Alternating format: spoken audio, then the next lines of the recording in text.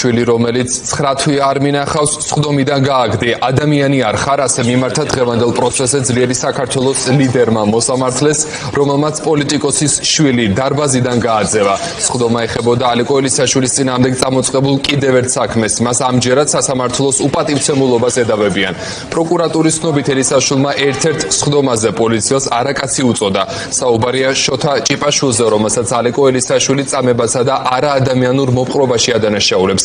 უფრო მეტი, ჩემმა კოლეგამ დია ბაძაღუამიცის ისახლა ფორმულას ეთერში მოუერთდა. დია გისმენთ.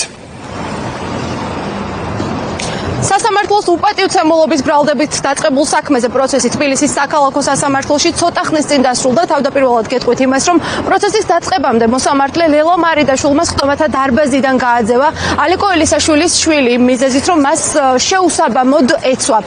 ალიკო ელისაშვილის და ცხადია ოჯახის წევრების უკმაყოფილება და პროტესტი გამოიწვია ამ ფაქტმა, რადგან ალიკო ელისაშვილს დაკავების დღიდან, ანუ 9 თვეა ოჯახის წევრებთან კომუნიკაცია აქვს აკრძალული და ერთადერთი საშუალება იმისა, რომ მან იხილოს საკუთარი შვილები და მეუღლე და ისაუბროს მათთან არის სასამართლო პროცესები. რაც შეეხება უშუალოდ საქმეს, მიუხედავად იმისა, რომ მოსამართლე ალიკო ელისაშვილს აწყვეტინებდა სიტყვას და ამბობდა, რომ ის რაზეც ის საუბრობდა არ ჰქონდა ამ საქმესთან კავშირი, მან მაინც მოახერხა გარკვეულწილად რომ დაეფიქსირებინა საკუთარი პოზიცია და თქვა ის, რომ გაურკვეველი იყო მისთვის წარდგენილი ბრალი, რადგან ნაცვლად პოლიციელისა, რომელსაც ის ძალადობაში ამხელს, ახლა თავად იყო საბრალდებო სკამზე, მან ისაუბრა მის დაკავების დღეზე და თქვა, რომ სწორედ შოთა ჭიპაშვილი მოწმე პოლიციელი იყო ჩართული მის წინააღმდეგ არაადამიანურ მოპყრობასა და წამებაში.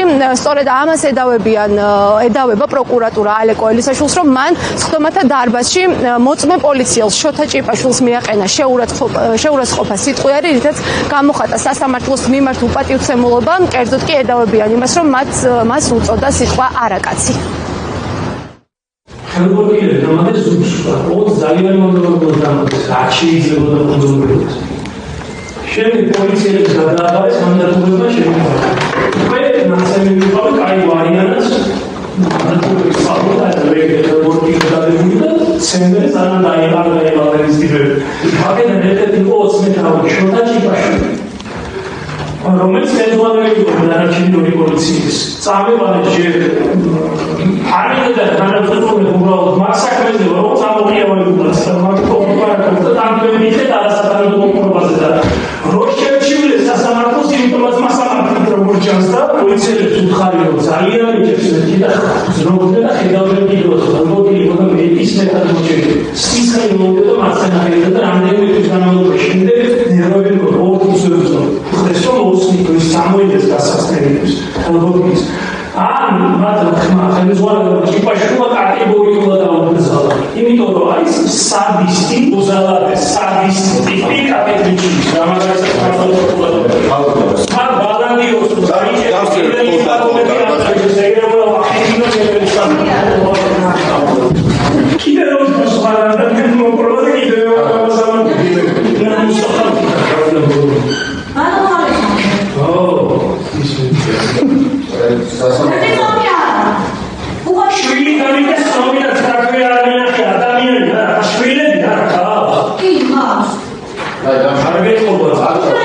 ეს არის საქმე, რომელიც წესით რო პირიქით უნდა წარმართულიყო, ანუ პოლიციელი, რომელმაც იძალა და ხელბორტილ დადებულ ადამიანზე ის უჩივის ალექსანდრეს იმისთვის, რომ მას არაკაცი უწოდა. მე არ ვიცი არაკაცი რამდენად თანაბარია იმასთან შედარებით, რაც ამ ადამიანმა მის მიმართ ჩაიდინა, მაგრამ ნუ ჩვენ რაღაცნაირი უცნაური სამართალი გვაქვს ქვეყანაში და ამიტომ არაფერი არ მიყვარს, რომ მოძალადე პოლიციელი აქეთ უჩივის ალექსანდრეს სიტყვიერი შეურაცხყოფისთვის, რაც მან არაკაც შეურაცხყოფად მიიღო. მის ჯიდანაც ჩვენ მის შვილებს არ ეძლებათ საშუალება, რომ მასთან შევიდნენ და ინახულონ. ეს, რა ვიცი, არავისგან არ გამსმენია ესეთი რაღაცა, რომ უკვე მის ჯილზეც კონდეს შეზღუდული, იმიტომ რომ აქ არის ზაღლების საქმე, რომელზეც ხო, ჩვენ შეიძლება ზეწოლა მოვახდინოთ ზაღლზე, მე არ ვიცი ზაღლს ჩვენება როგორ უნდა შევაცვლევინოთ, მაგრამ ნუ ეს შეზღუდვა ძალაში დატოვეს და ჩვენ მის ნახვის საშუალება არ გვაქვს ამ დრომდე უკვე მე-9 თვეა. დღეს ერეკლე ჩემი უფროსი შვილი გამოაგდეს ხომათა დარბაზიდან, იმიტომ რომ შორტი ეცვა, მეც არ ვიცოდი თორე აუცილებლად თუ ეს არ იყო მიზანმიმართული რაღაცა და უმორჩილებლობა გააძევეს. ალექსანდრეს შვილი, რომელიც მხოლოდ სასამართლოებზე ხედავს მას და ეს არის ერთადერთი შესაძლებლობა, სადაც შეუძლია მამასთან დაინახოს და ორი სიტყვა გაცვალოს. რაც შეეხება საქმის დეტალებს იმ პროცესზე, სადაც ალეკო ელისაშვილს მოწმე პოლიციელის მიმართ შეურაცხმყოფელი სიტყვების წარმოთქმას ედავებიან, მან ასევე ისაუბრა მის მიმართ განხორციელებულ არაადამიანურ მოპყრობასა და წამებაზე, რაშიც ამხელს სწორედ მოწმე პოლიციელ შოთა ჭიპაშვილს. მან თქვა, რომ სწორედ ის იყო პირდაპირ ჩართული მისი დაკავების დღეს მასზე ძალადობაში, ისე მოუჭირეს ხელბორკილები მისი თქმით, რომ სისხლიც კი მოსდიოდა და შოთა ჭიპაშვილი ალეკო ელისაშვილის განმარტებით სხვა პოლიციელებს არ აძლევდა ხელბორკილების შეხსნის საშუალებას. ამასთან დაკავშირებით ჩვენ დავუსვით კითხვები პროკურორს, ვკითხეთ მას, რომ როდესაც სხდომაზე მათ გაიგეს შეურაცხმყოფელი სიტყვები მოწმე პოლიციელის მიმართ წარმოთქმული, რატომ არ ჰქონდათ შესაბამისი რეაგირება ალეკო ელისაშვილის მონათხრობზე და იმაზე, რომ ის მოწმე პოლიციელს ამხელს ძალადობაში. ამასთან დაკავშირებით პროკურორის კომენტარს მოისმენთ, თუმცა ასევე გეტყვით ადვოკატის პოზიციასაც, რომელიც არის ოჯახის წევრების პოზიციის მსგავსი და ასევე იმისა, რაც თქვა ალეკო ელისაშვილმა თავად სხდომათა დარბაზში, რომ ნაცვლად შოთა ჭიპაშვილისა ამჟამად განსასჯელის სკამზე ის თავად აღმოჩნდა.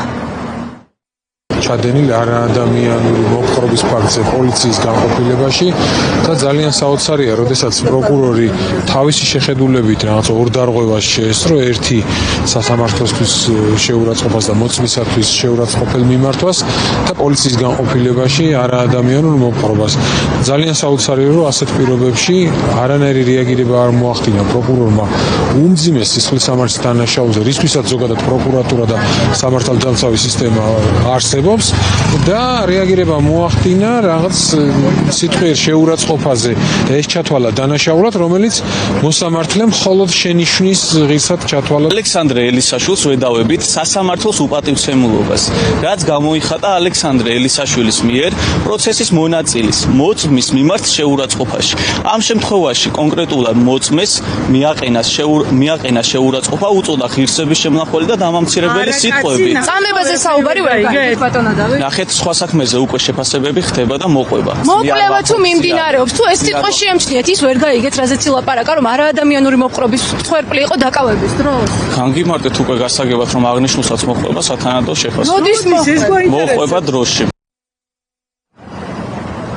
ბოლო 2 წელიწადში ალეკო ელისაშვილის წინააღმდეგ წარმოებული ეს არის რიგით მეოთხე სისხლის სამართლის საქმე. მას, როგორც იცით, მოსამართლე გიორგი გელაშვილმა 10 ივლისს შეუფარდა 13 წლიანი პატიმრობა ეგრეთ წოდებული ტერორიზმის საქმეზე, თუმცა გარდა ამისა, მის წინააღმდეგ ამავე მუხლით, ტერორიზმის მუხლით კიდევ მიმდინარეობს ერთი საქმე, რომელიც შეეხება 2025 წელს მომხდარს, მაისში მომხდარს თბილისის საქალაქო სასამართლოს არქივის დაწვის მცდელობასთან დაკავშირებით, რომელზეც 1 წლის განმავლობაში გამოძიება მიმდინარეობდა სხვისი ნივთის დაზიანების მუხლით, თუმცა წელს, როდესაც ეს საქმე პროკურატურამ დაუკავშირა ალეკო ელისაშვილს, ბრალი გადაკვალიფიცირდა კვლავ ტერორიზმის მუხლით. ეს საქმე არის დაპაუზებული, შესაბამისად ოჯახის წევრებს სწორედ ამის გამო არ ეძლევათ კვლავ მასთან კომუნიკაციის საშუალება.